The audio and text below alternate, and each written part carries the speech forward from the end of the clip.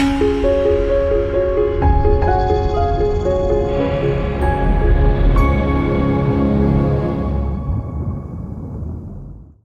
Monofin.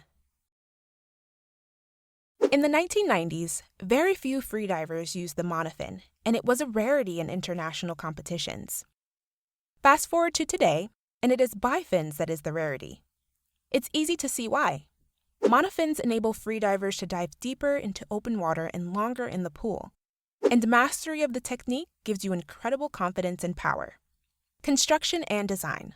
Monofins were initially developed solely for use in the sport of fin swimming, where swimmers swam short distances and were not expected to spend a long time in the water. As a result, the foot pockets were very tight and could only be worn for a matter of minutes before becoming extremely painful to wear.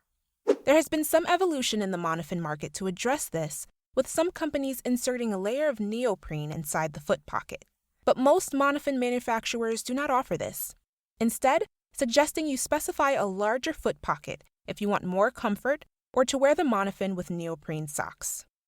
There is no limit to the thickness of a monofin blade, although as the monofin increases in thickness, the amount of water displaced by it increases, and this makes the monofin harder to move through the water.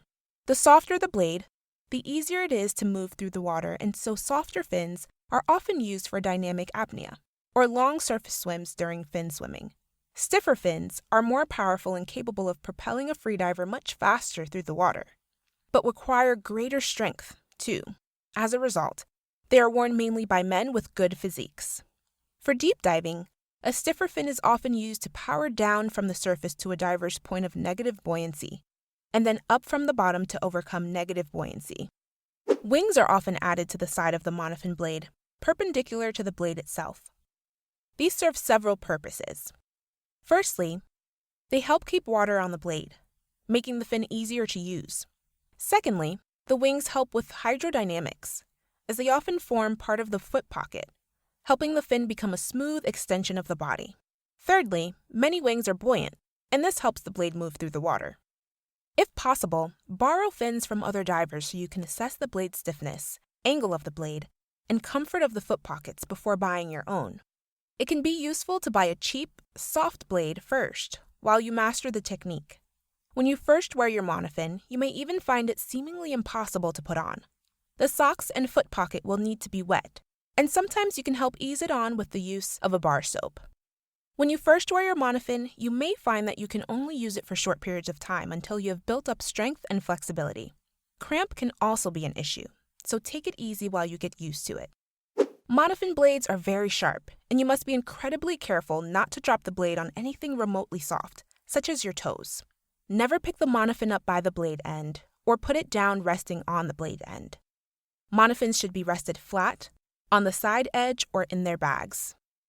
Classic monofin technique is derived from fin swimming and is intended to keep the body as streamlined as possible.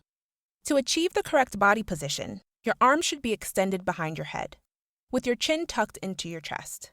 One hand should be placed over the other, and your arms positioned as closely together as possible. Your hands and arms should remain straight, forming an unbroken line with the back of your body. You should maintain a straight line down your arms, through your body, down to your sternum. If you do it correctly, this line should run parallel to your dive line, or the bottom of the swimming pool. All movement should come from your sternum and ripple down your body. To help avoid injury, when starting to train with a monofin, it is important to use a soft fin or bifins while slowly building up the time you spend in your monofin. You can practice at the side of the pool, sitting on the edge with your feet in the water, and also in the water vertically while holding onto the edge of the pool. The emphasis should always be on the forward stroke, as this is the most challenging, and the point at which most people bend their legs.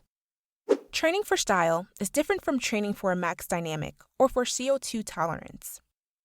Training for style usually takes place at the surface with a float. If bifins are worn, then alternate swimming lengths using bifin kicking and monofin kicking. The same drills can be performed without the help of the swimming float. While a monofin is not as maneuverable as a pair of bifins and isn't suited to buddying or recreational freediving, they offer some tremendous advantages. The monofin is an incredible piece of equipment for freedivers which, once mastered, will enable you to swim faster, dive deeper, and dive for longer than you would with bifins.